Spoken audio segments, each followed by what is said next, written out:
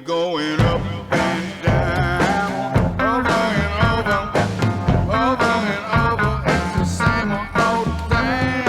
Up and down, over and under. So Bubba, man, thank you for joining. I appreciate it. This is gonna be fun. So you're out in Vegas right now. What we started talking about this a little before we got recording, but for an MMA fighter, like, what does training look like in a pandemic? Man, it's a little bit difficult, trying to walk the right lines of being, safe and wearing a mask and social distancing, but also, staying ready for whatever may come, because, me personally, my organization, I signed a pretty lucrative deal with the Professional Fight League. Yeah. And, they fight on ESPN too, but they have shut down their organization due to the COVID-19. So they're going to open back up next year in February.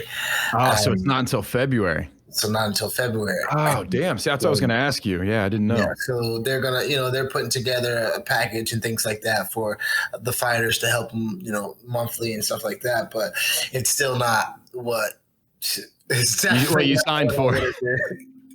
Definitely not what I signed for. And I came over as a champion from an organization in Bahrain.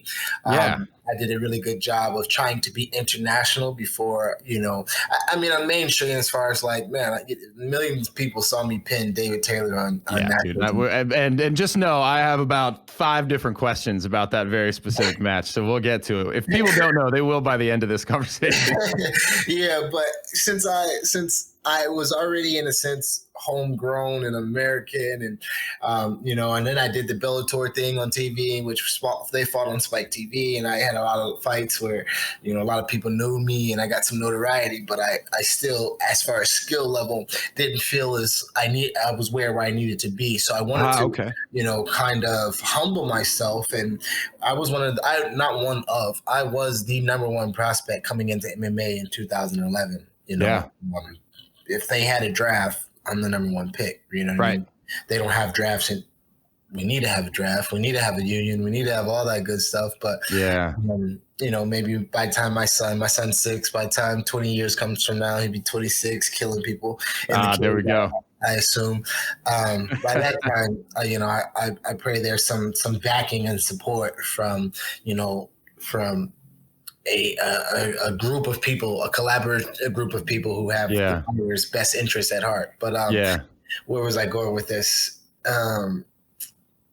Where was I headed? No, yeah. So you were talking about how right now Professional Fight League, it's on hold, and you were starting to, and this is actually really interesting. You were talking about you were building like an international brand, because you went over. It was Brave, right? Brave CF, and Brave Combat Federation, and just going all over the world, trying to be global, like I was saying. Yeah. And, as I built that global notoriety, and I went to a Russian organization, so you got to really have the corners of the world. I went to Russia. I won a junior world championship when I was at Penn State in China. So I was kind of big in China, big in Russia, big in the Middle East. When I was fighting for the organization in Bahrain, the championship that I won was in Dubai. So that was in the Middle East, and I had been over to Dubai. I had done some business in Dubai. So Dubai was already a familiar face of mine when it came to business and championships and things like that. Yeah. And it is one of the capitals of the world for jiu-jitsu. They have a lot of big tournaments over there. So you wouldn't realize that. But no, I didn't know that actually. Yeah, they have a lot of big tournaments over there, and they're starting to throw a lot of money into that type of thing. And jiu-jitsu blends well with wrestling when you start to add in the fact that they need takedowns to get to going where they need to go. I digress. After I built that program, man, after I got global, and after I started to think, I need to really tone in on my striking ability. And I've gone all over the world. I'm one of the best wrestlers in MMA, period. You can't tell me I'm not. You can't convince me otherwise. Like my credentials, dossier, resume, and everything that says that I'm validated stamps me, right? Absolutely. But as far as my striking goes, me just being an athlete, I never considered myself a wrestler. I consider myself an athlete who wrestled, because I did have full ride scholarships for football to, Division IIs, and me and Percy Harvin grew up together, being a Virginia boy. Me, Percy. Oh, did you really? I had no idea. Yeah, Taj Boyd, me, Percy Harvin, Scotty McGee, Taj Boyd. We all played on the same little league team Oh, together. stop it. There was who was we right now, that coach, shout out to Coach Bruce, he probably has 20 NFL players. I mean, easily. What part of Virginia? Virginia Beach. Oh, Virginia Beach okay. Mustangs. Yeah, there's a couple athletes come out of Virginia Beach. We are the athlete factory, sir. Yeah, dude, it's insane. I could go. It misses me right now, but I could go on and on about the guys that played in that culture, which was a young culture of great athletes competing at a high level. Like we were like 10 traveling and like competing. Dog. Yeah, we were cracking. You know what I mean? I could have easily went and done the football thing, a couple of guys. I mean, Scotty McGee is my size, and I mean he was one of the best players out of Virginia, in my opinion. But he was eventually he became a draft pick to Jaguars and things like that. So I saw the motivation. He was a couple of years ahead of me. I saw the motivation of people my size with speed and things like that could still. I'm a big Tampa Bay fan, so I was a Warwick Dunn type of fan guy. Oh, dude. The Barber brothers, the Virginia boys, being a little bit smaller in stature, I was like, I could do this football thing. And then, huge AI fan, so he's 5'11". Don't let him tell you he's 6'1". And, him being from my area, I'm thinking, man, I can ball. I can, I was the captain of the basketball team. I did all those things. So I just happen to fall into wrestling. You know what I mean? Yeah. So athlete first. With all those things around me, I just happened to fall into wrestling, but I never considered myself this wrestler who's stuck in this box, because so many people have that mindset to be a wrestler or to be the sport that is, and then lose the whole concept of being an athlete and be a quick learner.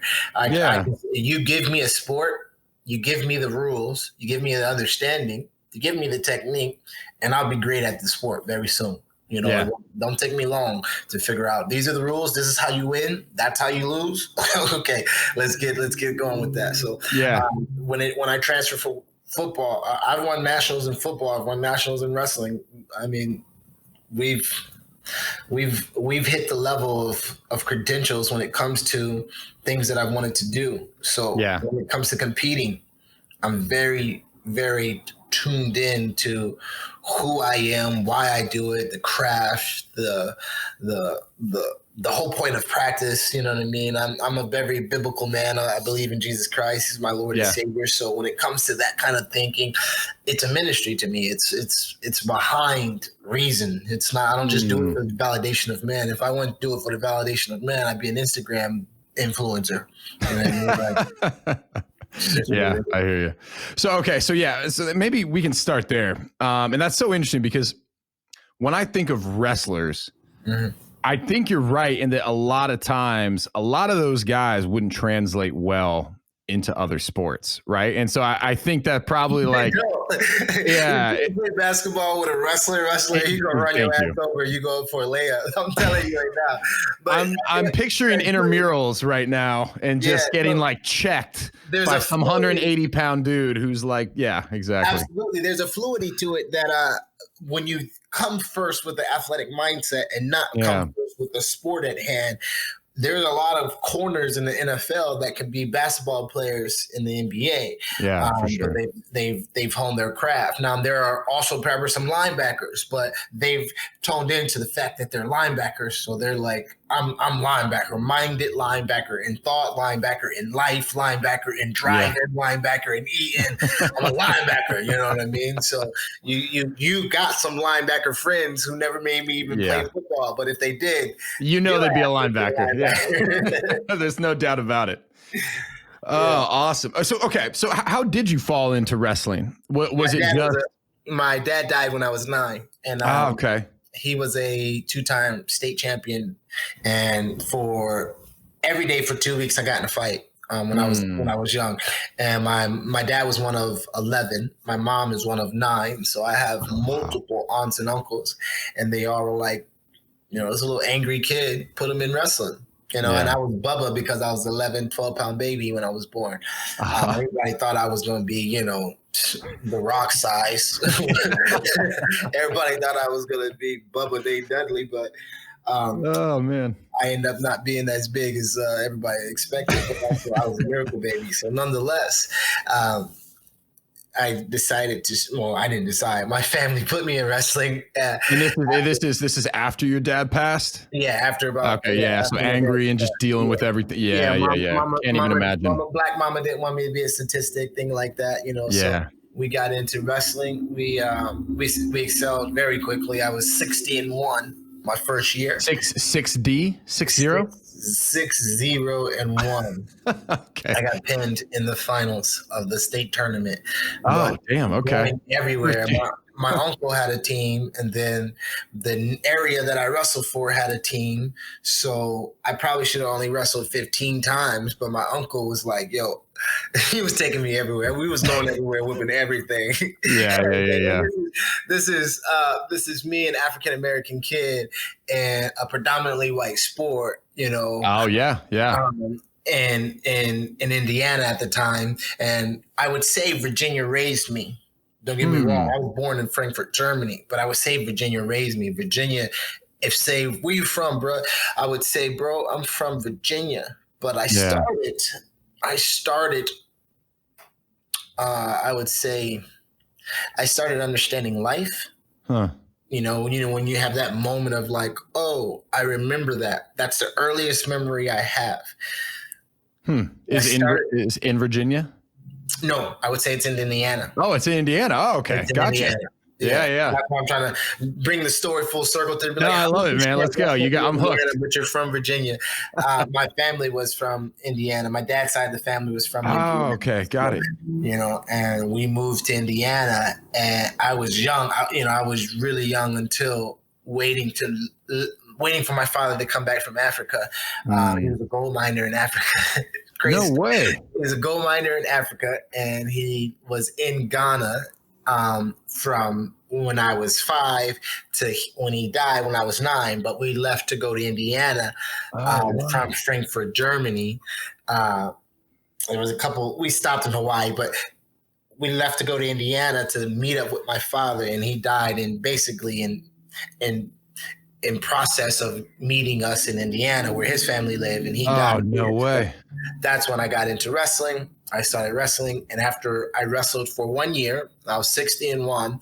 At that point, my mom was already in a place of transition of like, this is his family. I need to get to my family. Yeah. And, she was one of 9 too. So it wasn't like she was taking us from a big family to like, having no one to go to. I was leaving 61 first cousins to going to go live with another 3,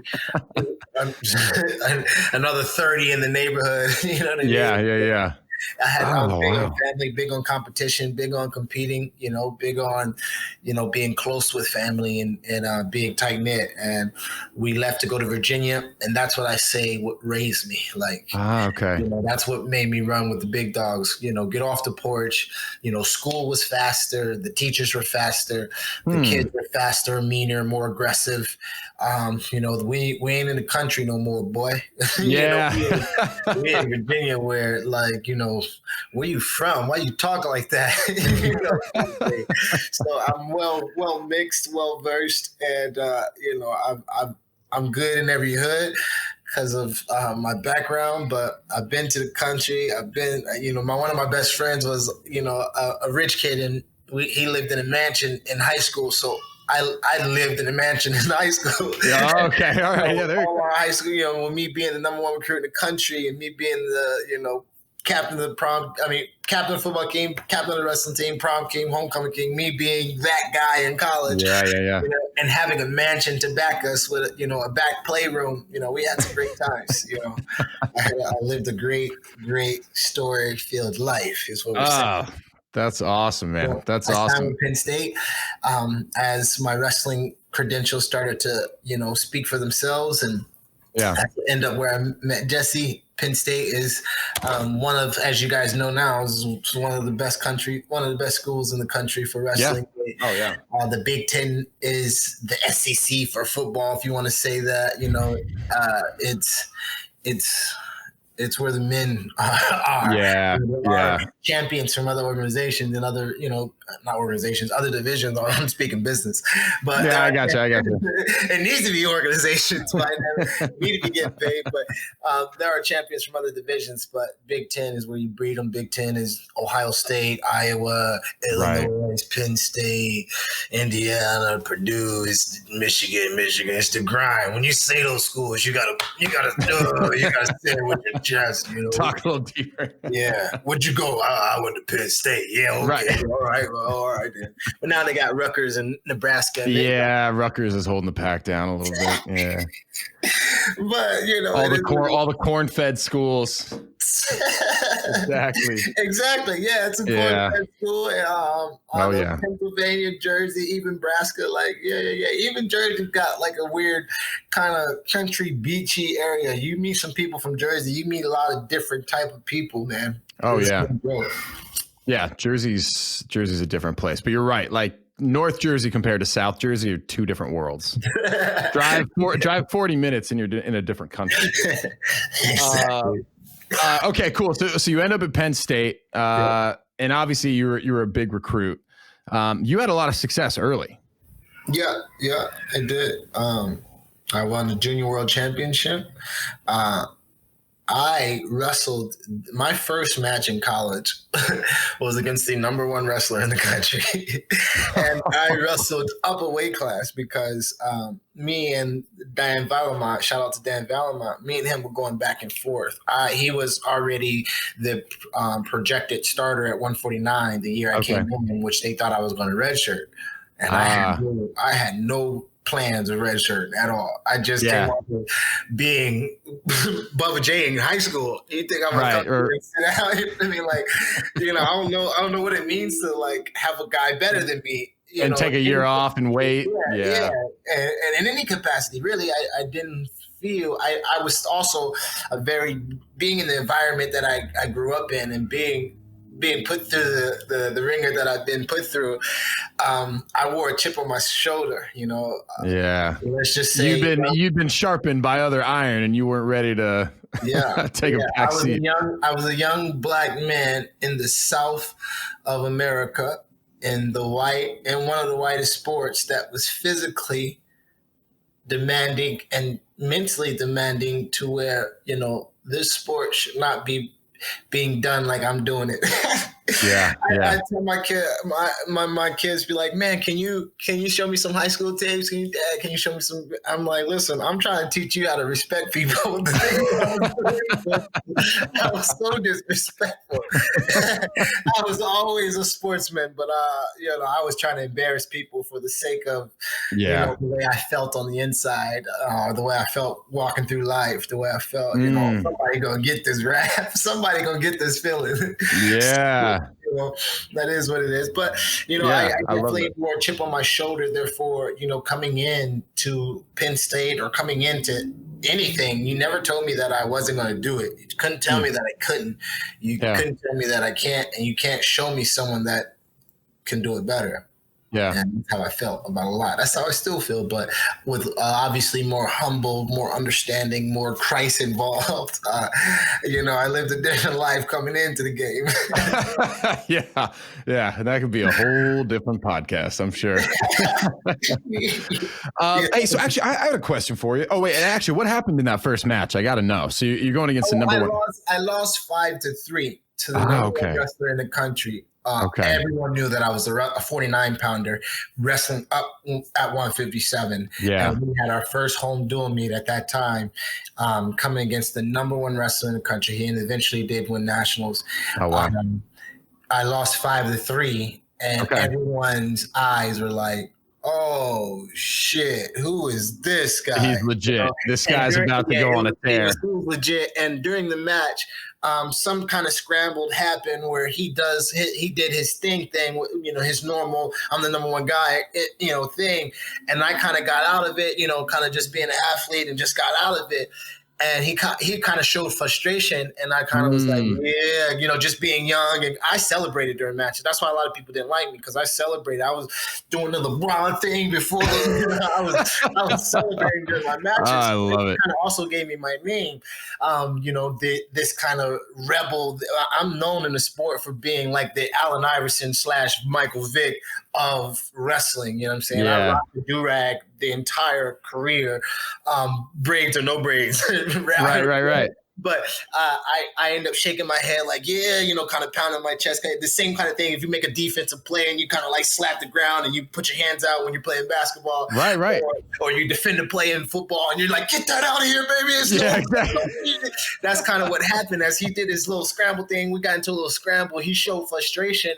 I was kind of like, yeah, son, you see me. I'm here, little 18-year-old ass in the Big Ten wrestling, true freshman. I'm here, baby. And the crowd kind of got behind me. And then I had a crowd behind me. Don't get me twisted. Like, people showed up to the matches. But if you see it now, to be in Rec Hall or to be in the Bryce Jordan Center with thousands of people with Penn State gear on rooting for you, it's another hype level that I didn't know existed, and it got injected into me. I was just like, what is this? It's just adrenaline. And I just got, obviously I lost the match 5-3, but that day I experienced. You knew, like, even if you already, it sounds like even if you already believed in what you could do, that like validated it. It's like, this guy is the best in the country at this moment. He threw his best at me, and I'm an athlete. I've only been here a semester. I just got out of man, that's amazing. So how did that change the perception within the team? Like, because you had to go up to 157. So did you get an opportunity to go back down to 149? No, they decided to wrestle me at 57, kept our guy at 49. Oh, wow. Took Okay. 57-pounder out, and we just both wrestled it for it. They say you're both too good to not have in the lineup. Why would we have two head hammers at 49 when our 57-pounder ain't doing what he's supposed to be doing? And it's not even like me and him had a wrestle off. He wasn't wrestling well. I stepped in and was whipping everybody's ass in the big tournaments, and then they put me into the lineup. Me and the 49-pounder were going back and forth. One in the same exact day, I beat him by 15 points. We took an hour break, and then he came back and beat me by 8 points in the same exact day. So at that time, you guys were just like going back and forth. He ended up being a 3-time All-American, NCAA finalist. He was on the Olympic ladder, Olympic teams, and so like Dan Valamont's no joke. But at that time, I was a young lion trying to be like, I don't care. I was not taught the concept of in wrestling. Now, don't get it wrong. I was a captain of every team. Get this. I was captain of every team I've ever been a part of. So I was a leader of every team. But I did not understand the concept in wrestling at that level for a combined unity. That's my spot. Right. I don't have okay, you wait this year and then you're a red shirt and you guys do this year and this is how the program goes. I'm like, no, who's at 149? That's the weight class. I'm 153 pounds. I'm at 149. Like, I don't care how old he is. I've been beating seniors since I was a freshman in high school. I've been beating guys in college since I was a freshman in high school. Like, I don't care that he'd been here for 1 year. What do you mean? Right. What is it? What's the deal? What do we got to do to understand what's going on here? It's funny because it's like wrestling, like MMA. Although I guess maybe in this instance it's not, but like it's such an individual sport, right? Like when the lights go on and you step on, like there's no one's coming for you. Y'all team can lose, and I could have whipped my team's ass. Y'all getting yelled at by the coach, and I'm like, he ain't talking to me. Y'all better get them left right. Y'all better get y'all wrestling going, because he ain't talking to me because I whooped ass, You lazy, non-taped out. But then there's those times where the team wins and you got to wrestle, Jordan Burroughs or Brent Metcalf. You got to wrestle at the Big Ten. In the Big Ten, at 149 pounds, 9 of the top 10 guys are in the Big Ten. Oh, wow. So every week, 9. every match, 9 of the top 10 guys are in the Big Ten. So Yeah. I got by the time nationals came, you got no break. I was the number 3 guy most of the time, or number 2 or number 4, depending on what party weekend it was. but I was one of the top guys. So we wrestled on Tuesday. I wrestled the number 6 guy. On Thursday, I wrestled the number 8 guy. On Sunday, we wrestled the number 1 guy. I mean, it's the Big Ten. Man, it's just a gauntlet. If you're thinking about SEC football, you got to go to Alabama, then you got to go to Georgia, then you got to go to LSU, then you got to go to Florida. Then there's no breaks. Whoa, when am I gonna get a tech fall out here? But Michigan State did. They never let us down. Michigan State, they gave us a break out there. But nonetheless, we just lost every Spartan listener. That's okay. It's all good. That's okay. I'm not even an Indian Lion considered guy. Yeah. So that's right. And we will certainly get there. So wait, what I'm curious too about is like world championships. How does that fit in? Because you were already at Penn State when you did that, right? Yes, there were seasons. So, in other sports, there are, off seasons and on seasons. There's no off season for wrestling because we have a style. There's different styles. So we have folk style, and freestyle is a form of folk style with just different types of points and different types of scoring. Like say if I put you on your back in folk style, you have to put them on the back for a certain period of time for the referee to, okay, cool, that's a pin. In freestyle, you don't even have to be doing the move. You can get put on your back if your shoulders touch at the same time. They're going to call you on a pin. Oh, wow. And that you can be throwing someone and your shoulders touch at the same time. And they're going to call you being pinned with that guy being slammed on his head, kind of thing. A lot of times it's judgmental.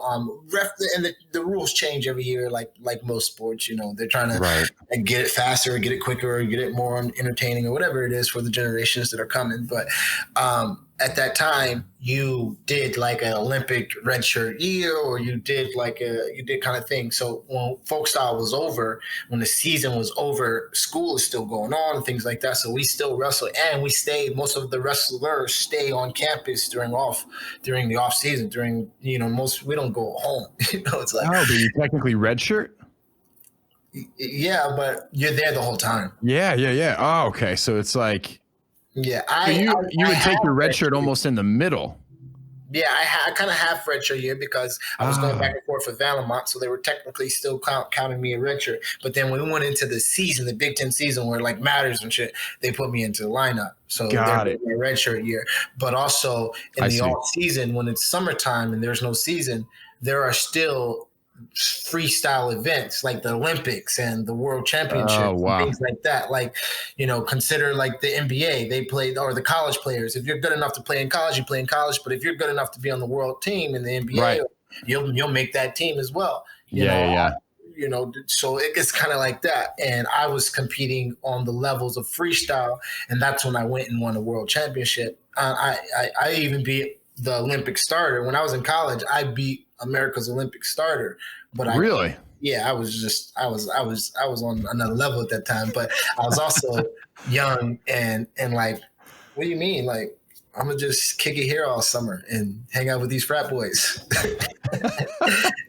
Man, I need a redshirt year. I need to take a break. I need to relax. You want me to go wrestle grown ass men after I just got done wrestling grown ass men in my freestyle season, when freestyle is supposed to be considered more of a relaxed season. There's breaks in between. In the match itself, there's like a 30-second wipe down, water break kind of, it's a more relaxed type of style. So it's just to stay sharp for most folk style wrestlers, to stay sharp during the off season of their collegiate careers. Okay. When there's no professional wrestling, like, you either go into coaching, or you go into MMA, or you go into WWE, whatever, you really, there is no like professional league, right? So you really think about freestyle and the Olympics and things like that. That's where you can really make your money, sponsorships, and get your notoriety out there. So a lot of people mix the two. Yeah, that makes sense. So let's fast forward a little bit because I want to talk to you about what you're doing in MMA, and I could talk about this college stuff all day. But you get to the point, right? And I'm going to fast forward because I obviously know a little bit about your background, right? You become the captain of Penn State, right? Similar to high school, right? Like you rise to that level. Can you take me through a little bit like what happens? Because like you said, you end up going to Arizona State. So like what kind of happened to like lead to that departure from Penn State and becoming a Sun Devil? Well, in high school, real quick, my senior year, I got expelled like 3 months before graduation for fellatio. Off of school, but I was off school grounds, and they tried to take my scholarships. I had to go to appeal after appeal, and it was a crazy story. I was the number one recruit in the country, and there was a lot of stuff going on. But I ended up, signing with Penn State. I was probably going to go to Maryland, but Maryland took their full ride down to 80%, and I was like, "You crazy? I'm the number. Man, get out of here!" So I went to Penn State. But must have been one hell of a blowjob. We'll cut that out. It was a different time. Shout out to everyone who helped me through that process. Way to bring it back. Thank you. That was the process. But where were we? I digress. So you're saying you got expelled. You had an issue, had to go to Penn State. Just like my senior year in high school, and I left and had to go prove myself. I was a national champion for another school in high school. I was their first national champion, and I had only been there for like 8 days. And they put me up on their school. I'm up on, name on their wall. Every school I ever went to, my name's on their wall, even if I was there for 2 months. But it was a rival school. They said I wasn't fit for public schooling, and then they sent me 0.8 miles down the road to our rival public high school. I digress. Crazy story. They tried to throw the book at me, man. I was African American and I was doing my thing. I was young, black, and handsome, and they didn't love it. They didn't want me to be great. They didn't want me to have a bigger pool than Kanye. But nonetheless, I was at Penn State, and the new Penn State coach came in. They fired the old head coach who I was under, and Dale Sanderson, the greatest wrestler of all time. He was 159-0 in college. He was an Olympic champion. He was everything. He was the Michael Jordan. In my eyes, he was even the Michael Jordan. And I wore my heart on my sleeve. We never got to meet each other. I had some sabotage happen in the meetings. Our first meetings to meet each other, my first 45-hour meeting with him wasn't a meeting of like, hey, man, I'm Bubba J. Remember when I was number one recruit in the country? Now I'm, an NCAA finalist, the captain of this here team, and I'm glad to meet you. Welcome to my motherfucking, welcome to my school. I'm glad you like the digs. This is where the coach used to be. That's where I used to sit when the coach had meetings about the team and stuff. Welcome. Did they show you around? I'm glad you're here.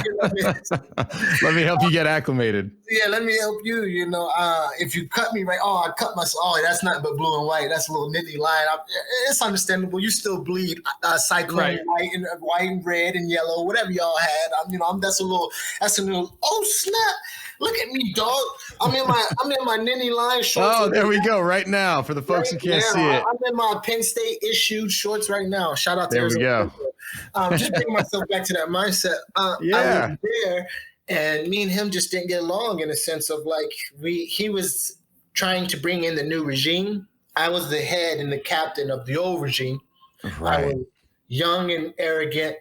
I could have had more clarity, and when I look back and try to, and forgive myself, and I forgave all those situations, I look back and say I probably should have had more patience, more understanding, but also I wasn't the real adult in that situation. You could say I was 20, 21. You could say I was technically an adult, but I was still a young man young man, still growing, like doing my own thing, trying to find out who I am with college and, all the success that I'm having. I was a national champ inside and outside the practice room.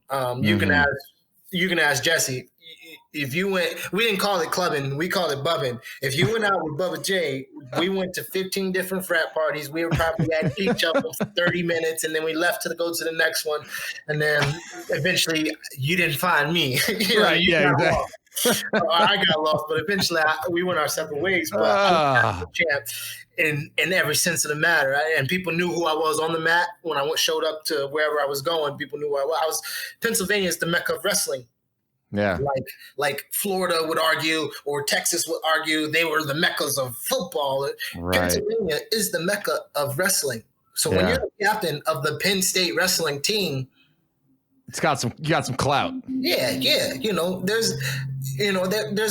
There's relatives involved and people who know wrestling there. And when females know wrestling and they got brothers and cousins and people that are wrestlings and they value your wrestling ability, it just makes it easy to be, the captain of the team. And you got a first name, Bubba.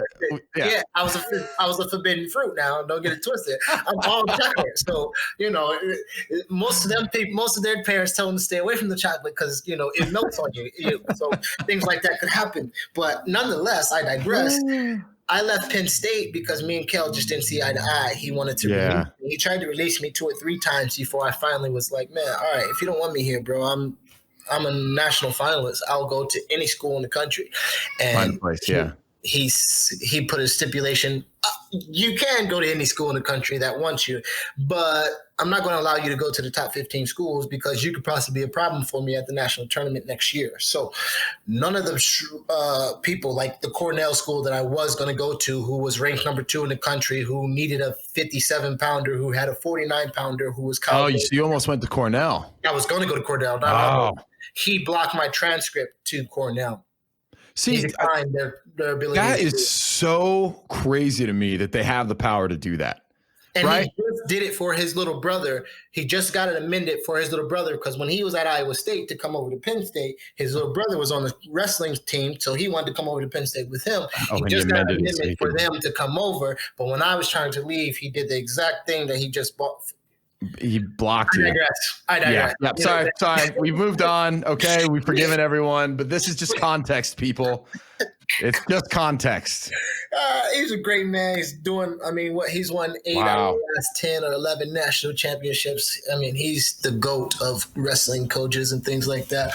I will say though, man, it's crazy. Like, I mean, it's all coming to a head. Like athletes in California are going to get paid, but the amount that like these institutions profit from athletics, and then the fact that like they have the power to dictate, you know what I mean? It's like, look, it's not working here. Fine. The kid wants out, but it's like, you can't block them from going to a school. And it's like Cornell's like an Ivy League school. Like, what if you just Penn State to Cornell and won a team national championship because Cornell lost that next year. They lost a championship by about 15, 19 points. I put up 33 points by myself. Oh, wow. That's not even including what I would have done as far as the motivational leadership. I'll make 8 people run through a wall for me right now. I'm motivational in that sense, You know me is to love me. I'm just genuine, right?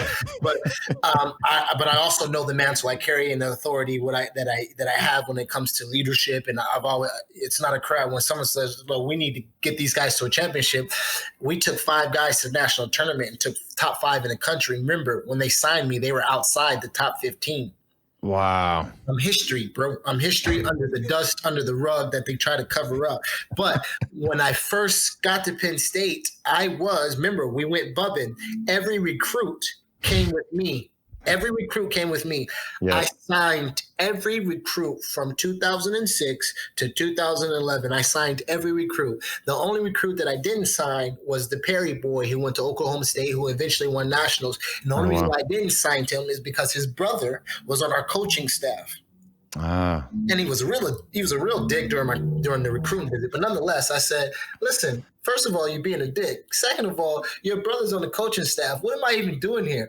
If your brother can't, if your brother can't pull the trigger, have me out here chaperoning this 13-year-old boy. Like, I got him lost real quick. We went to a couple parties and me and my people, we exited. I don't know where he went, but he was the only recruit that I didn't sign. So the year that I was at Arizona State in my senior year, Penn State won nationals with the team that I constructed, built, signed, and recruited. Yeah. So, run me my money. What's a national championship these days? Y'all owe me a ring. Y'all owe me some off the merchandise, man. Give me that.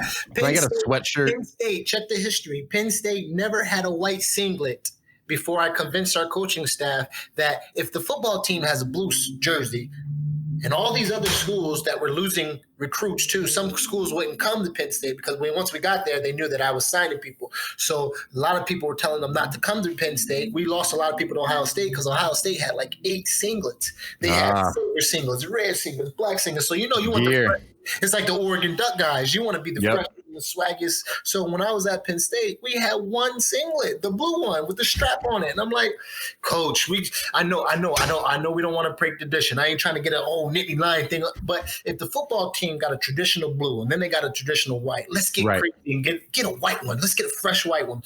And against Cornell, the day before I hurt my knee in practice, and the day before the Cornell match, I hurt my knee in practice, but that next day we pulled out the white singlets, and the coach at the time allowed me to take the first white singlet down to the team and let them know. And I didn't get to wrestle in it, which was really sad because I blew out my knee wrestling Dan Valamont's ass. But I blew out my knee, and I was history before I left Penn State. America hadn't had a junior world champion since 99. It was 06. Really? 08. It was 08. And I won junior world championships for America, but really I represented Penn State. Penn State's a huge deal. Penn State's got a good freestyle program. What do you mean? I know they're known for their folk style, but Bubba Jenkins just won a freestyle world title. They got intramural wrestling club program. So now Penn State has one of the biggest wrestling club freestyle programs in all of wrestling. Oh, wow. Not saying I planted the seed or watered put the dirt out. I'm not saying that I started none of that. All I'm saying is it legitimized it, right? Like you won a world championship. You represent Penn State. Talk about the history of Penn State. You got to mention. Yeah. You got to put me in the process. And they are doing great things right now. So I shipped off to Arizona State where me and Penn State didn't get along. And me and my high school, the rabbit that I call my high school rabbit, the guy that I was chasing, he had all the titles, he had all the championships, he had all the things. We went to the same high school. Our mothers were really, really close. He was a black guy.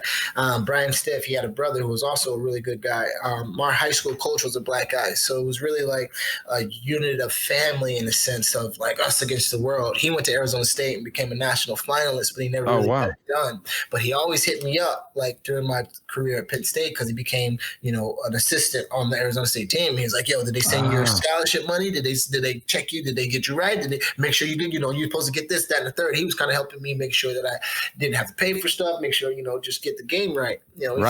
He's basically in the black community. He's my cousin. He tried to get me right. He tried to get me game. So this one day they tried to release me December 19th, knowing that school ends December 21st. And they made an amendment that I had to be enrolled because of wrestling, enrolled into another school by January 9th because that school Christmas period. And, they blocked all my transcripts until January 7th. Jeez, they gave me 4 days to find a new school. Luckily, Brian Stiff, my cousin, was like, yo, they send you your scholarship money. They send you your Christmas package. They send you good. No, I am not good. Right. They are not sending me I haven't talked to a coach in 3 months. I have been here since August, and none of the coaches are speaking to me. And they can't not wrestle me because I can beat their brother and their golden child, David Taylor. So, I guess I'm just whoop everybody's ass. They're going to just continue to be mad at me. And I guess that's what it's going to be. Oh, shit. I got a text message. Oh, I just got released. So, I guess I got to figure out what I'm going to do. Oh, okay. Arizona State is awesome. You're there. You will show love. You pull out the red carpet. I do need a tan. It's cold as a mother. It's Penn State cold. I heard Arizona State. Be doing it big on there. I heard, hey, you know what? Yeah, Arizona State's got a reputation for a couple things. It wasn't always wrestling, but good weather and a couple co-eds. let me stop crying about having to leave this winterish ass place and go get right with my cousin and all them exotic lifestyles out there. You know what I'm saying? And they rolled out the red carpet. I was on full ride, of course, and they let me know that I was going to be the captain of the team. I showed up to the campus and my face and picture was on everything. I was a national finalist. I was a junior world champion. I was the guy at that time, and I was also a rebel. So to come to be a Sun Devil, to come to be, the program had just kind of recently got stopped and kind of got a millionaire picked it up as an intramural program, but we're still in NCAA, so it's just a different thing. Oh, wow.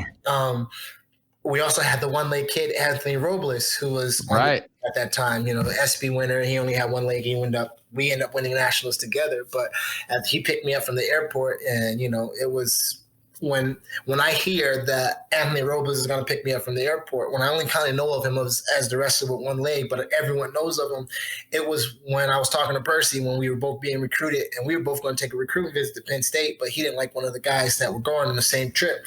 So he ended up signing with Florida, but he called me after his USC visit, and he was like, yo, Reggie Bush picked me up, blah, blah, blah. So when we were talking about, the stuff that he was going through on his recruit visit, on my second trip around, because I had a first recruiting visit because I was number one recruit, but on my second trip around, I really didn't have enough time to kind of see what was going on. So I kind of made the understanding to go to Arizona State. And then when they called me and was like, oh, we're going to have Anthony pick you up, it was kind of like, it brought me back to a memory of like, yeah, I'm still a man, because, they got someone important picking me up. It was just a thing to me. It was just a thing to me. Like, I remember when Reggie Bush picked up Percy Harvin, so I was like, oh, okay, cool. Yeah, dude, it matters. It matters. It's like we think enough of this guy. So we're getting one of our best dudes who's here right now to come out, get you at the airport. Yeah, dude, it's a sign of respect. It's a sign of like, we want you, we value you. And stuff like matters, man. Rolling through the campus, I was like, oh, you see that? That was me. That was a picture. And I could see myself everywhere. They were showing me mad love. So, I was pretty much in an area where I was at home in a foreign land. I did 4 years already. Right. I got like, they didn't accept 41 of my credits, so I had to get a petition to get eligible, to get a petition to get more classes than allowed. Like, crazy. You understand? I had stitches in my knee when I went to nationals from surgery. Like, and still won the tournament. Like, you can't write this, bruh. That's crazy. Like, I blew my knee out right before nationals. No way. Yeah, meniscus. Not blew my knee out, but I meniscus. Yeah, but it was, dude, meniscus is no joke, and especially in wrestling. It's like there's not a lot of places to hide. You're kind of out there and exposed, and the knee's pretty critical, I would say. You kind of gotta hit a knee to get a shot off, Yeah, man. Wow. Okay. I went through a lot. Like I said, the environment that I grew up in made me perfect for like, what do you want to do after this? I've done every big tournament in the sport of wrestling except the major Olympics and the major worlds. And I had already beaten the world champion. And while I was competing in MMA, I had got off the couch and then beat the Olympic champion on like the 3-day notice. Oh, really?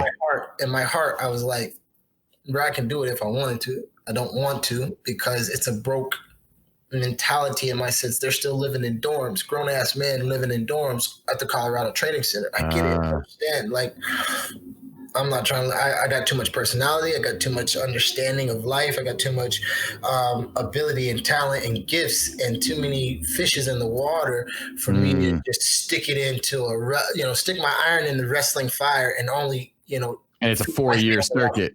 Yeah, and only every 4 years. And that's if I get past the Americans here. That doesn't include the Russians. And America's getting, we won the world championships not that recently. So America's one of the toughest places to wrestle in.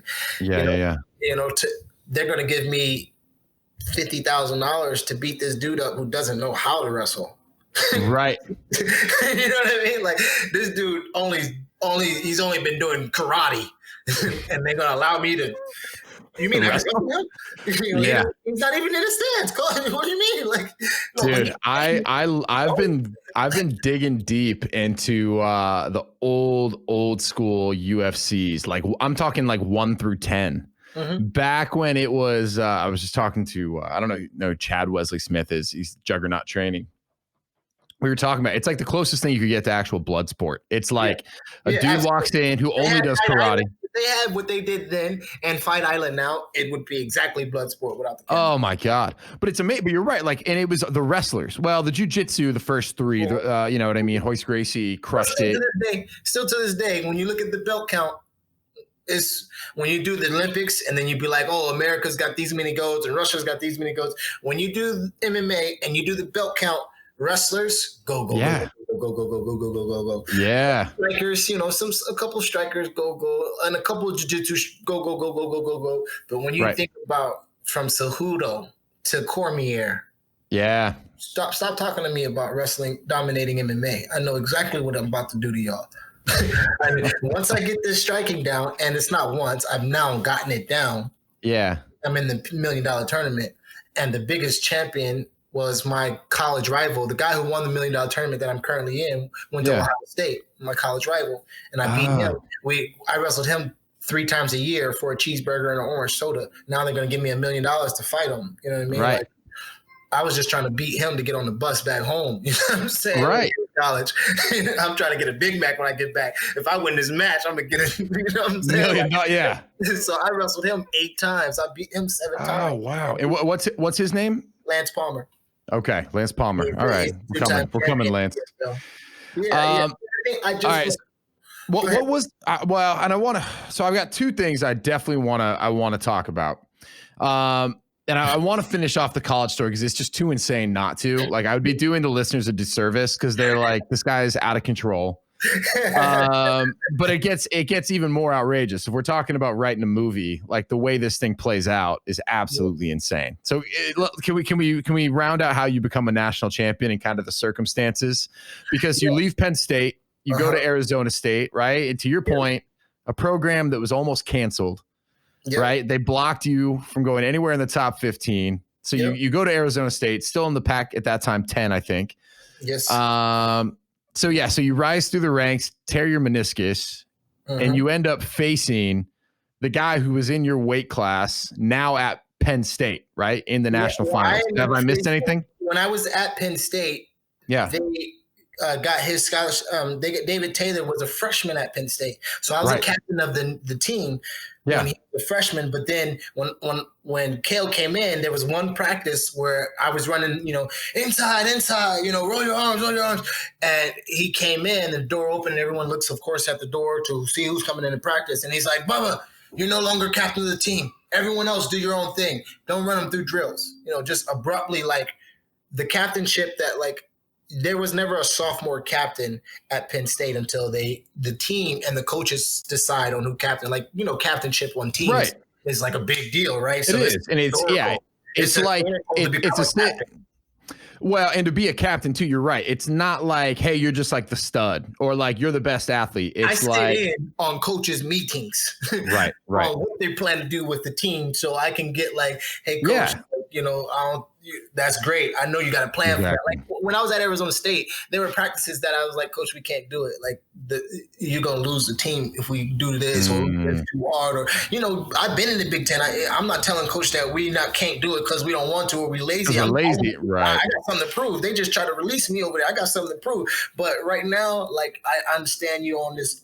Right now the team, I can feel the pulse of the team. Coach, we need to sit this one out. We don't need to show up at 5 o'clock. Can we do it at 9? You know what I mean? Like, certain things like that. So like, big time captainship and leadership gets the wrestlers who are now dealing with the wrestling community, the wrestling world, not having their parents, dealing with school, dealing with this code, cut that weight, this match, that wrestler, this guy, that ranking. It's a whole different world. And when I'm there, like Phil Davis was for me, to be like, listen, come here, young blood. This is how you got to do it. This is what you got to do. This is how you got to. When you abrupt my captainship like that in front of everyone, it just like after the door closed, everyone looking at me like, and I'm like, what? Yeah, do what you want, I guess. Disrespectful, right? Yeah, just disrespectful. So he was in that room. There was a picture of media day. You know how every team has media day. There's a picture of media day. On media day, I didn't mean to do it, but I was wrestling him and I was just beating the hell out of him and I wouldn't let him go. And he was crying and I just wouldn't let him go. I was wrestling, boom, just beating him up. I'm senior. He's a freaking freshman, right? There's days where some of the seniors grab a wrestler, and the only way you can get away or get out is if you get like 15 takedowns or if you actually get away. When you're that good in high school, a lot of times you're never on bottom.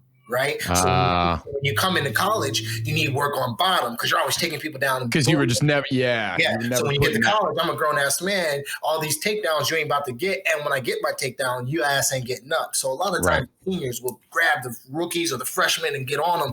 Not hazing. It's a mental thing to like grab them and like let them know like there is writing time in college now. All that thing you did in high school, you got time.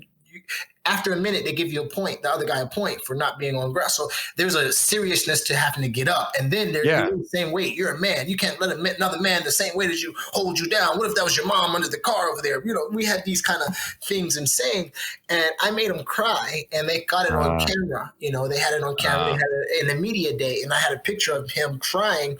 So when I went to nationals and I had this shirt called Free Bubba, you know, it was just like, I'm fresh out. You know, I'm coming back to national tournament, you know, free me from all that hate y'all had against me. It was just Free Bubba. And a picture, that same picture of me making David Taylor cry on media day back at Penn State.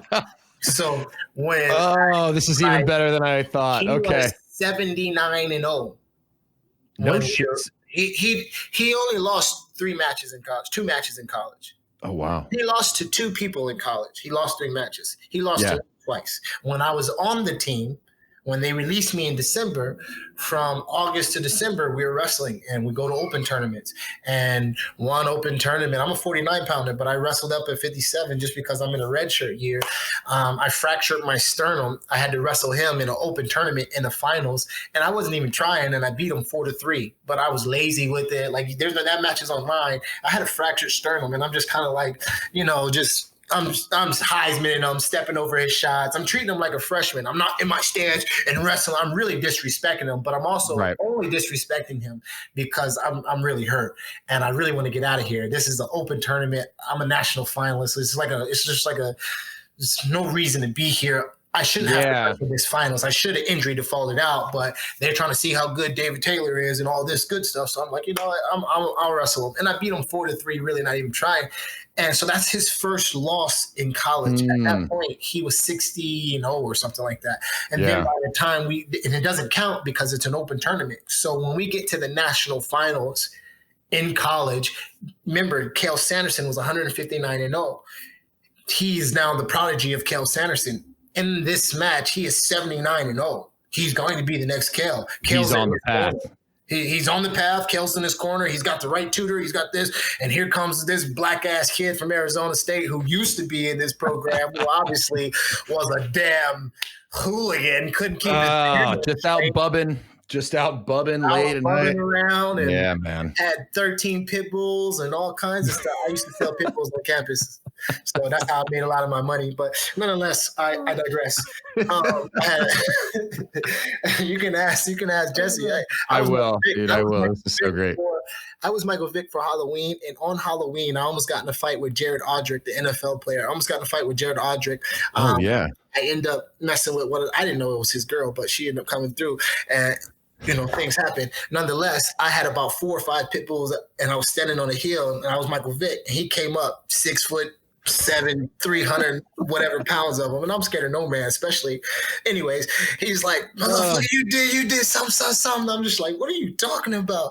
And he said the girl's name, and I'm just like, bro, like I ain't even. And he's like, bro, I should slap you right now. And then my dogs are trained, and I was like, easy. And then all my dogs stood up, you know, like he's like, man, I should smack you right now. And I kind of looked at him like, It's like assess the situation. Yeah, and I just said easy because like something's going on when I got dogs and I'm like easy, easy, easy. That means like calm down, look aware. Sometimes I walk my dogs without leashes, so across the road or whatever, I'm like easy, easy. They'll sit by me. My dogs are well trained. I can go into a store, leave my untrained pit bull at the front of the door, go to store, go shop, come back out, and walk away. I used to do it all the time, right? Yeah. So I had 4 dogs and I was on a leash. It was a wild night. And so I had them on a leash and I just go easy, easy. And all my dogs stand up just like, what the problem is? Like, what are we doing? What are we talking easy about? And he saw that they were like unaware. Just on alert, yeah. On alert. But also these dudes, these bystanders were like, yo, that's Bubba Jenkins and Jared. Like,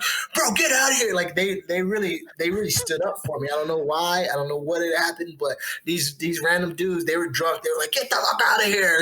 Just kind of like mad at Jared for it. But Adric, he messaged me later and he was talking about, just different stuff about how it was just a misunderstanding and all that. But right. Short, me and Jared Adric almost fought on Halloween. I was playing Michael Vick. Jeez. Another story, another book, but talk about blood sport. That would we was gonna get him. Monster. We was gonna get him. Jared too big for me to be out here wrestling double A. We was gonna aim for the throat, get him. But nonetheless, man. So they released me. I shipped off to Arizona State. I wrestled in the Pac-10 finals with a hyperextended elbow and stitches still in my knee from getting my knee blown out a couple weeks before. I go through all the rehab. I sit out. I only wrestled 15 matches my senior year on a schedule of usually like 40 matches because I hurt my knee. And I lost the first match to a kid. I was obviously Bubba Jenkins coming into Arizona State. My first match at Arizona State, we went to Embry-Riddle for like just like an Embry-Riddle. You didn't even heard of their school. And I lost that match to a kid there. And it was just like, oh my God, like Bubba Jenkins is just lost to some kid from Embry-Riddle. He's out there at Arizona State. It's over for him. Then I had the surgery.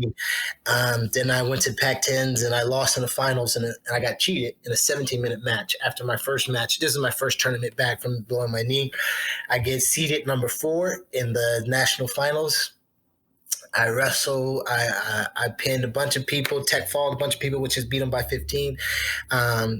Wrestled all the way to getting into the finals in Philadelphia with a crowd that root for me, with fans that used to rock the Bubba J Squad free Bubba shirts.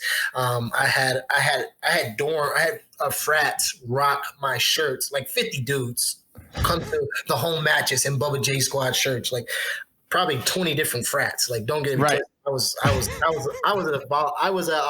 You were out and about. I was a volunteer. What is it? Like a member of a frat? Oh, like an honorary. I was an honorary brother of a frat of like 10 frats. You know what I mean? Like, they loved me, so I was always there. But nonetheless, I digress. National finals in Philly. It's me and all my black coaches, Sean Charles, Brian Stiff, who didn't win a national title, who like, look, this is for us. This ain't just for me. You know what I mean? He needs a national title as far as like, his coaching validation and us both being from Virginia. And then it's the golden boy, David Taylor, in the white singlet and the blue singlet. But, it's got this it's me in this maroon and yellow, and the black guys with their hair and all. And I got my do-rag, my maroon do-rag on. And then it's the clean-shaven white guys with their suits on. And then it's David Taylor with his clean white and blue, and it's just like a absolute contrast of destinies coming. And a minute 41 seconds later, I stuck them. I threw my ankle bands in the sky and I shot one down. Oh, dude! Like a rebel. I'm gonna link to the match because the celebration alone is worth the price of admission. Dude, I was watching it and I told you I was too fired up to get any work done. I was like, yes, right. But dude, I loved it. Of yes was expressed through the community, bro. Like, I walked around that arena after that and people were putting money in my pocket. You know what I mean? Like, you pinned him. Yeah. So the guy's undefeated, hasn't lost yet. He's like the next Cael Sanders, and you pin him. And they shipped me out because they wanted him to have my spot. You know, right. They knew that, well, he's not going to go down. We can't wrestle him out. We can't beat him out. We got to we got to ship him out. We got to figure out how to get him out of here. His brother couldn't beat me, so they could, there was like legitimately, if they could beat me, I would just be on the bench. Right. I would have graduated as a Penn State guy. I just would have, the national finalist. I just couldn't, my later years, I couldn't get it done. I would have think good career. Thank you for having me. Right. You couldn't stop me. You couldn't beat me. How much of that, like, did you know? I mean, obviously the outcome 2020, we know now, but like, because you'd wrestled him previously and you knew that you had dominated him so bad in practice. I mean, did you know when you walked in that like you had the mental edge on him? Oh yeah, there's this Flow documentary thing called it's on Flow Wrestling. It's a documentary, okay. Not really a documentary, but there's like a little clip of like me saying not undefeated no more, kind of like saying like I knew I had shirts made called Big Brother Jenkins. I told him like I held his crying tears in my hand, and with his will at its highest of wanting to leave, I said, no, you will stay here until I'm retired or until one of these coaches come get you, because I am your big brother. Right. Forget that. I will never forget. I didn't have a big brother and a wrestler because I was really good. I had a big brother and a coach. I had a coach had to come get me. None of these wrestlers were good enough to hold me down and mentor me, like really hurt me like that. Unless you're like Phil Davis was 197 pounders. You had to do it with someone your size. So it's a mental thing. And John Hughes was the guy who grabbed me, and I will never forget going through all the mindsets of crazy. I tried to bite him. I tried to cry. I was crying and I was mad and I was trying to elbow him and I was trying to street fight him. And I went through so many emotions while he just held me on the mat. It's a thing. You got to go through it and I saw him go through hysteria. I saw him go through sadness. I saw him go through agreement and submission. I saw him go through rage and all as those notches turn on in the head, they also turn on my belt as, yep, I'm doing it to another one. I'm building another great one. Here comes another great one coming to happen, not knowing that eventually I'm going to have to compete against him. But as you do that, the guys you're on your team with, you can feel that greatness sprouting up in them, that those levels of hysteria and things, you push them to other levels of greatness that, okay, I know what it's like to take that freedom from someone. Not many people know what it's like to really take freedom from another person willing to not give it up. Yeah. For 2 hours, 3 hours. It's not like 20 minutes, 30 minutes to be hugged up with someone. No, you're there for 2 hours, 3 hours. Whoa. You sweat. You've lost 7.5, 8 pounds. You want water. You got cotton mouth. And I got an elbow on you, just breathing on you. Like, let's go. If you want to get out of here, let's get out of here. Your girlfriend's probably texting you. All the parties are happening. You're just tormenting them with, I bet you got homework. And you got to get your hours in. Oh, man, you probably got to get 10 hours this week. And you're stuck here with me. You didn't get your hours in. Coach is going to, you're torn. And now they're like, oh, shit, I really got shit to do. And they're trying to get up. And there's nope. That's crazy. We're gonna lay here, and I felt that on him, so I knew. Like, bro, people don't forget. People don't forget. Right. Remember that day when you walked in? You remember that day? I was already there. When I won Junior World Championships. When I won the Junior World Championship, we took 10 athletes to China, Beijing, China. 10 athletes. He was our 110-pound wrestler on that team. Really? We took 10 athletes, all 9 athletes, 8 of our 10 athletes when we went to the World Championships went 0-2, didn't win a match. We took them all the way to China and they went 0-2, 8 of them. No kidding. He went 1-2. He went 1-2 as a 110-pounder. He went 1-2 and ended up losing. America took 10th in the world at those Junior World Championships. I had 98 of their points. We took 10th as a country. I went 5-0. Oh, wow. The Junior World Championships was carried on my back. The year he was a 110-pounder and only won 1 match. He watched me rise to glory with 7. There's 8 championships. Oh, so you just had such a mental. You were just planted so deep. This is Inception level. inception level planted into his mindset. I grandfathered you. I cradled you. I physically, literally cradled you. Stop playing with me, boy. Don't come here thinking that you, the David Taylor that these people don't hype you up to be. You're now a car without gas going up a hill that is not gonna be stopped. I got 7 minutes. I have not won the tournament yet. I've been in the national finals as a true sophomore. I've been in, and I have not won the tournament yet. I've been a finalist in all the divisions that I've ever competed in, but I have not won the biggest tournament that there is, the third toughest tournament of all to win. Wow. Yeah, and then you pin him. Not even like you just pinned him. It's amazing. It's amazing. I'm gonna link to that. How are you on time, man? I know we've been going for a little while. Are you good? Can I ask you a couple questions? I know the kids are. We're good. Well, so no one's crying. That means no one's dying. We're good. Okay, man. All right, I'm gonna have to have you back at some point. No one's dead. So that's exactly. Yes, exactly. I know that also all too well. Well, here's. I really have two questions for you, but the first one. So, incredibly accomplished wrestler. You come off a national championship, right? To your point, bringing it back to the beginning of the podcast, if there had been a draft, like you are the top MMA draft pick at that time, right? Yeah. Incredible wrestler. They can see my control as the my athleticism, and my demeanor. They know that I'll hit something.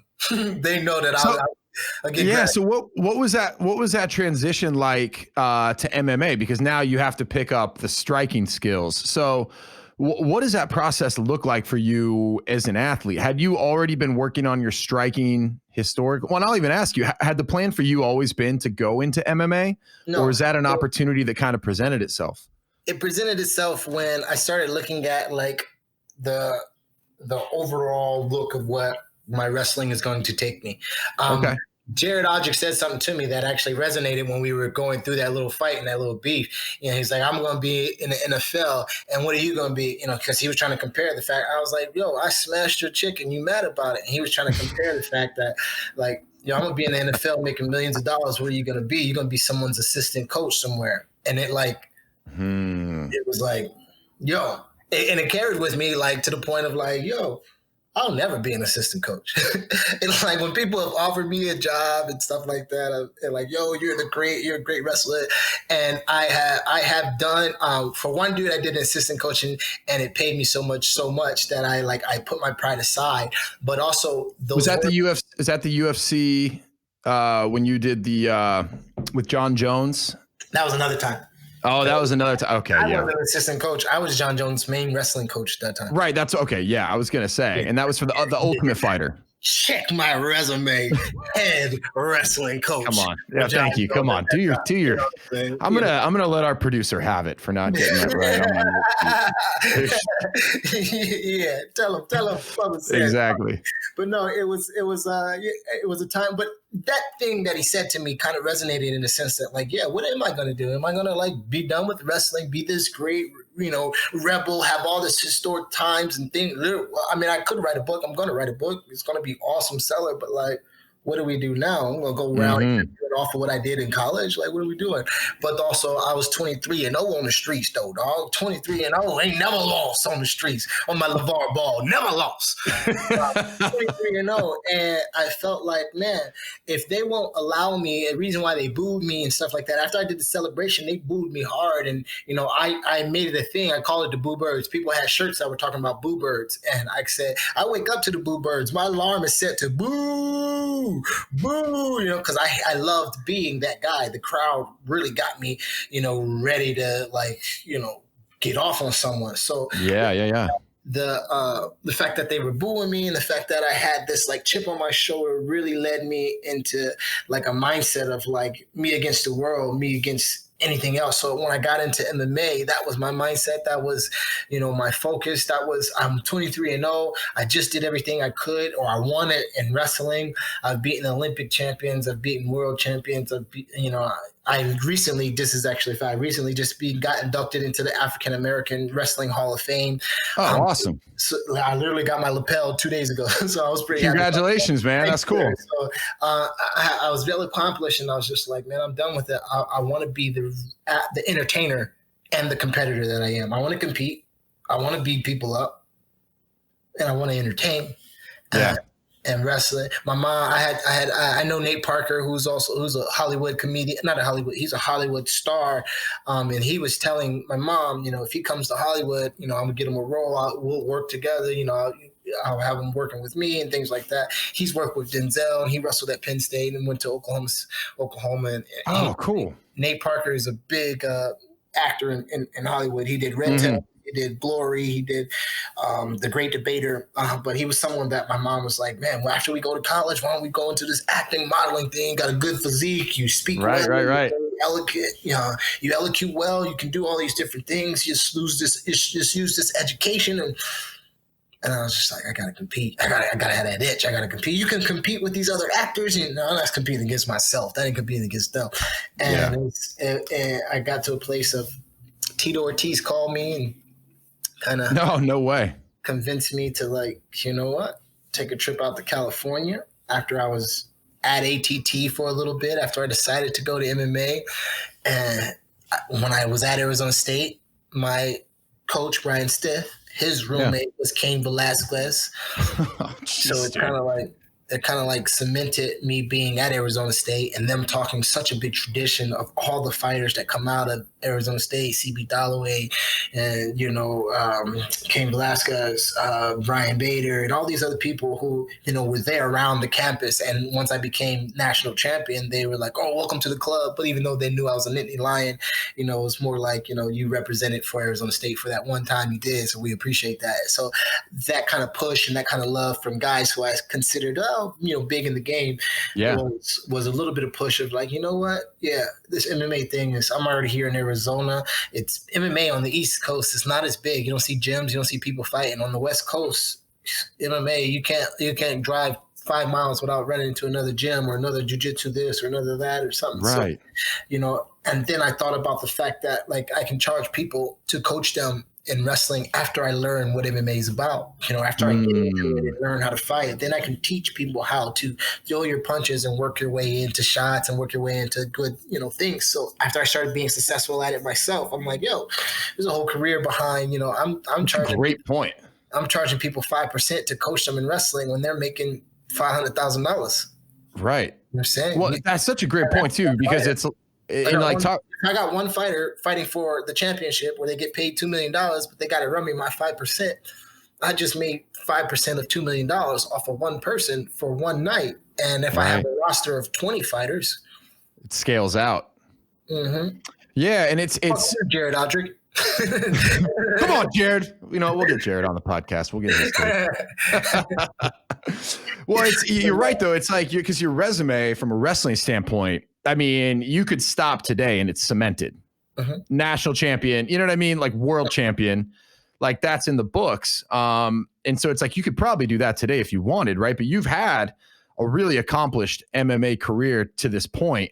And I'm excited to see where you're going from here. But what was that transition like to MMA fighter? Like where was the big gap? Like had you had any sort of striking background, or did you kind of have to like learn that as like a new? That was the biggest thing, street fighting. Being able, I was a street fighter, so I didn't know how to really strike. It was straight up like square up, nigga, square up. with the weird kind of stances and stuff. You see that guy that be doing that.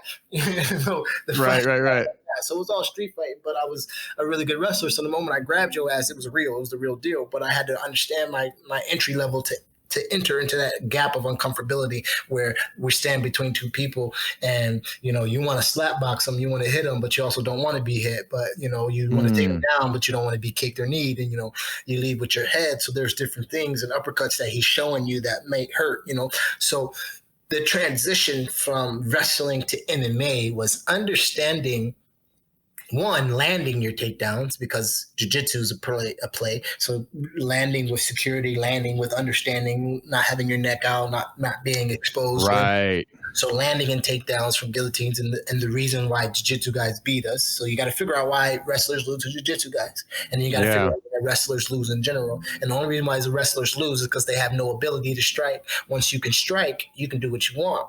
If you take them down with an understanding of where you are and awareness, then the jiu-jitsu guys can't beat you either, because our type of control is naturally anti-jiu-jitsu. We dominate positions because we're wrestling and it's a dominating thing. Jiu-jitsu is a submissive, let you go into traps kind of thing. So naturally, when we see the traps and know the traps, we dominate through things. You're letting us go through traps, but we're not getting trapped. So you're letting us run through you naturally because that's how you're taught. And we're naturally taught to run through. So therefore, when we get the understanding of a jiu-jitsu minded person, you can run through that. So when you strike like a boxer or a kickboxer, you start to become this athlete, this mixed martial artist, you really start to evolve into the main person they think about when they think about someone who can become MMA. They think about someone who will take you down and absolutely beat the hell out of you, but they can survive and throw some good punches on their feet.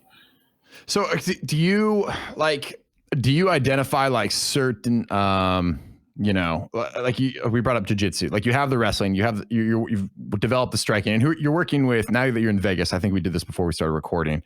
And Drysdale. Robert Drysdale's renowned for his jiu-jitsu. Dewey Cooper is a Hall of Famer and renowned for his striking.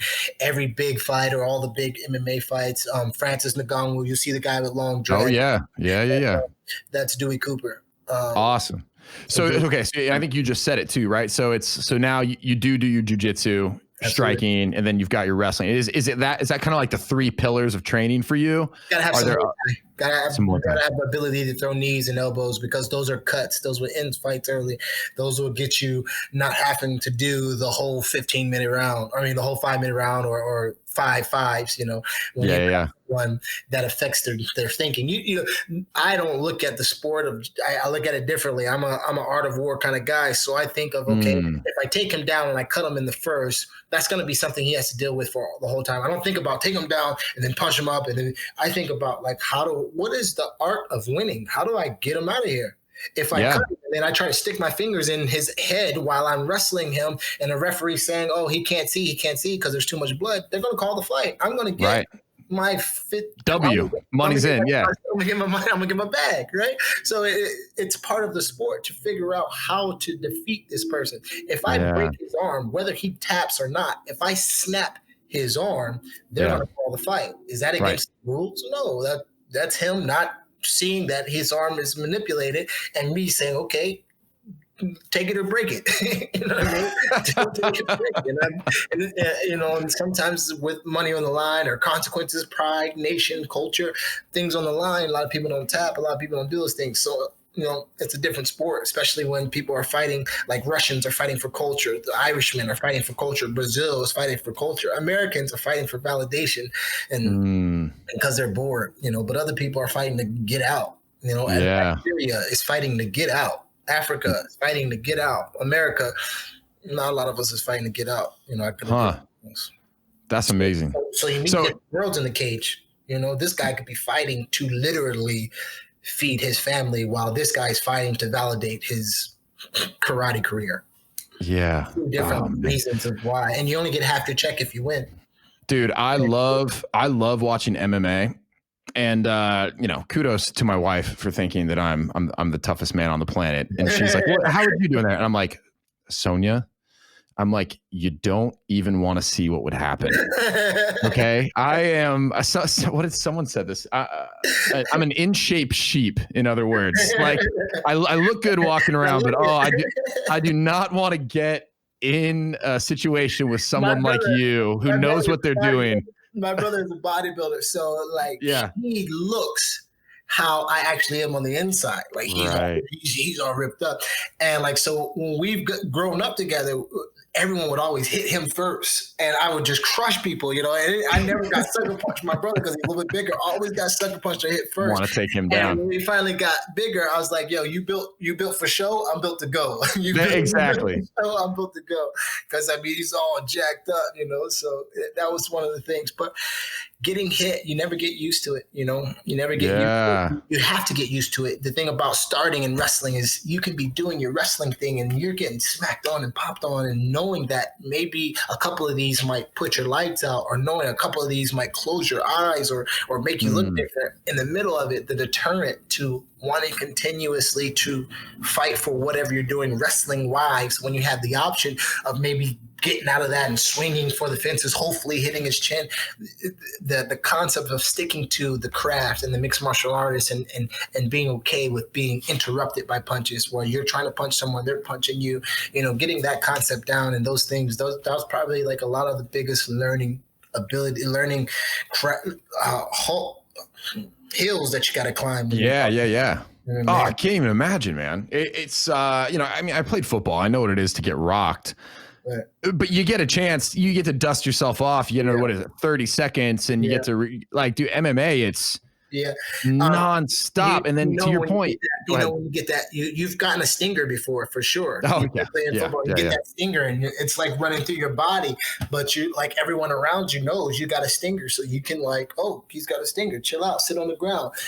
I've gotten kicked in the head, moving around, got kicked in the head and it's hit and it gets to that nerve. And I got a stinger in the middle of this dude knowing that he just hurt me. So he's like, oh, shit, I hurt him. It's not like, oh, he's got a stinger or I just concussed him, let him sit down. It's finish him. Yeah. In my earlier days in the gym, not just in the fights, but in the gym, it was like that. And some of these gyms, there's guys that are in there from other gyms just to come kill or just to come rob, just to come. I train at this gym for all my time. Let me come here and spar with these guys who don't know each other. It's a dog-eat-dog world, especially at the big cities, Vegas, LA. You can get who's who. I seen that guy fight on TV. He come in and you trying to spar and you're like, I don't know you from Adam, but let's get it on. It's weird. So, stuff like that can happen. So there are times where you've had wars in the gym where your name's on the line. That's Bubba Jenkins over there sparring with. So, oh shit, he just got hurt. Oh, So right. And it should be, and it shouldn't have to be you shouldn't be in those situations because it's training. You're prepping for the ultimate war, but it's like your name's on the line. Now that I'm champion, I'm like I said, I get tutored. I call people up and we go do our private thing. And then I go to sparring that's laced up for me with guys that are good for different things. But when it comes to working from prospect to contender, you got to go through those wars, and those, they're not good for you, but there are some that are good for you. There's some that you got to learn. It's part of the process of like, man, by the time you become champion, you've had some wars in the gym where you went home and your head was not in the right place. Oh, dude, it's crazy. Okay. So currently champion, Brave CF. Now going to the Professional Fight League, $1 million bucks on the line. As soon as that league opens back up next February. They said they're going to open up. Awesome, man. So for you, go ahead. UFC fighters. Wait, say that again. So right now I'm just coaching UFC fighters. I got a couple of girls in the roster and a couple of guys that I coach and, just do privates like that. I actually just got a head coaching job at the returning state champions here.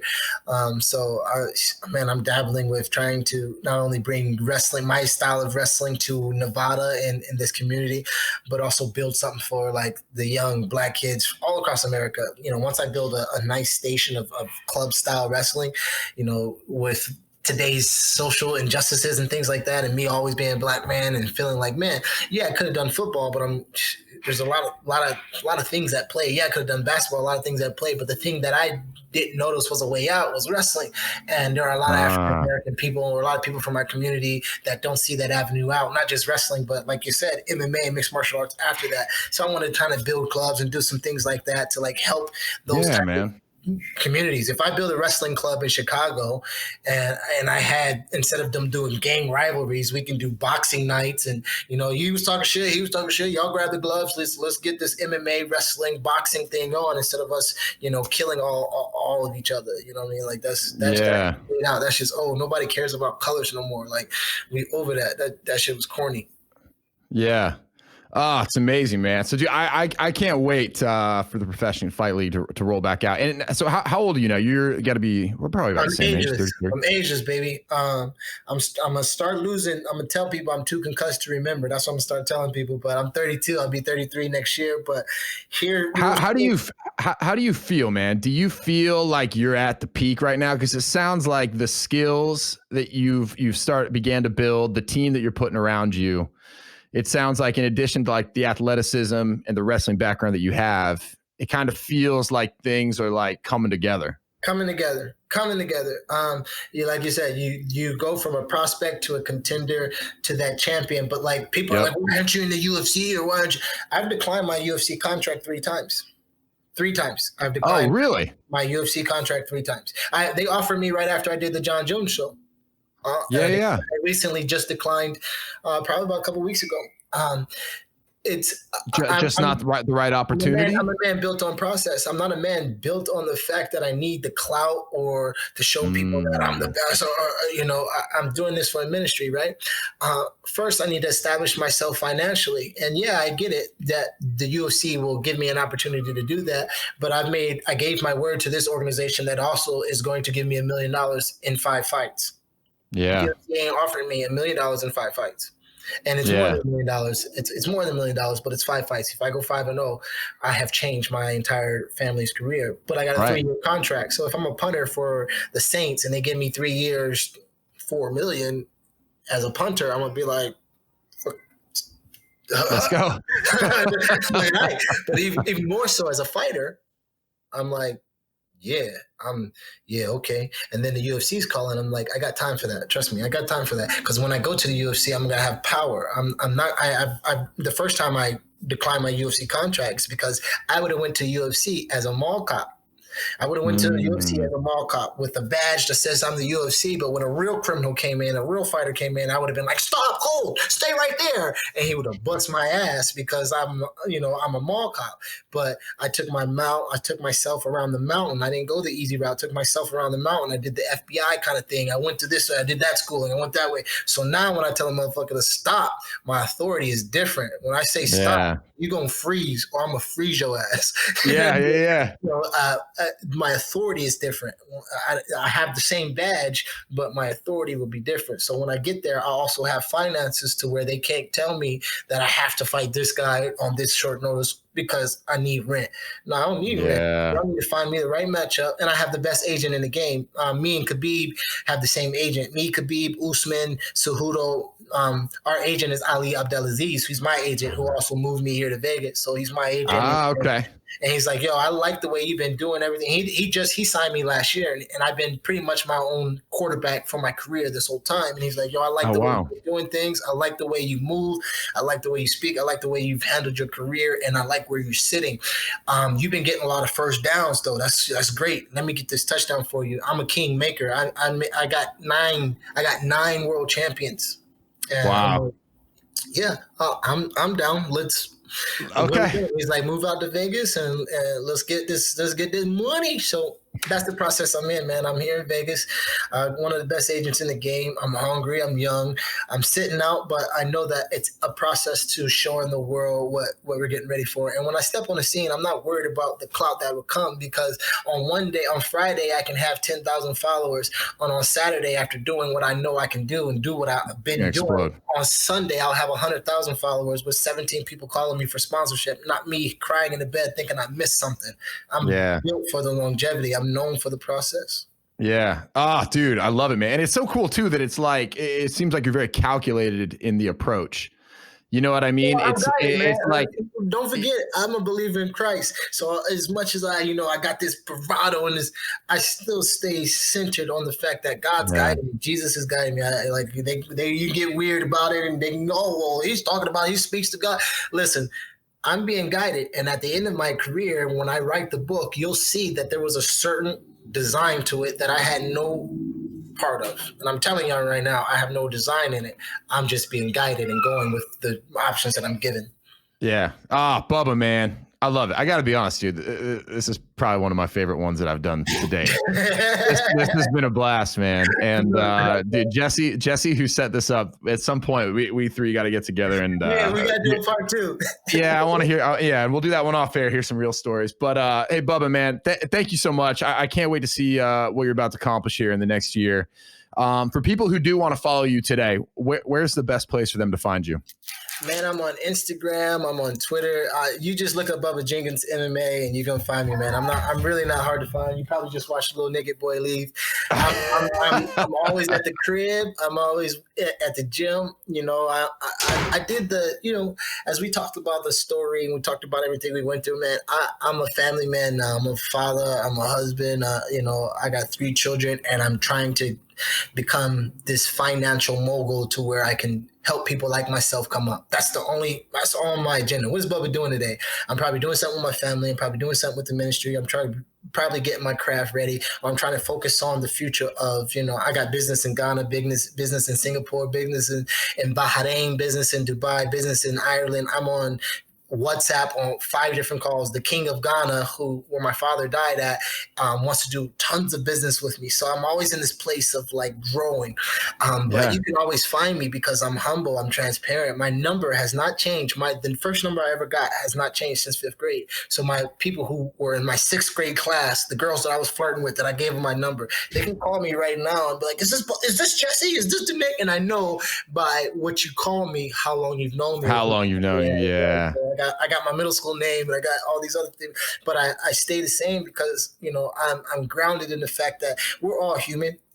We all make mistakes, and if we could just love our common man, know that we all have these same kind of abilities to want to love each other and want to get our family in a good place, to sleep in a nice bed, to look out over nice things and drive nice cars. We're all in the same kind of place. If we can stop being in this mindset of buckets in a crabs in a bucket, and really focus on loving and sharing, it comes back to you, and understanding who your real source is. I don't take my mind and put too much into these everyday resources because I know who my real source is. I don't try to carnally and mentally map out my life because I'm being guided. So it's an easy step to just be following, man. So if y'all want to follow me, just Bubba Jenkins MMA, and you'll get to me. You want to call, you want to email, I'm very easy to reach.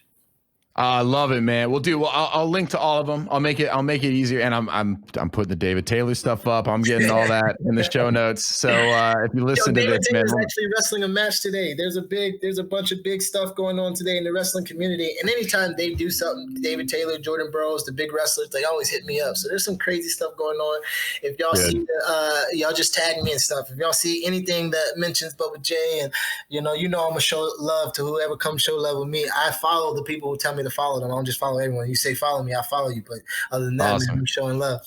All right, buddy. Well, I'll hit you up. Well, dude, thanks, Bubba, man. This has been a blast. I'll let you get back to the family, and we will definitely have you back again. No doubt, man. I can't wait for the part 2, buddy. And let me know when this drops. It'd be awesome.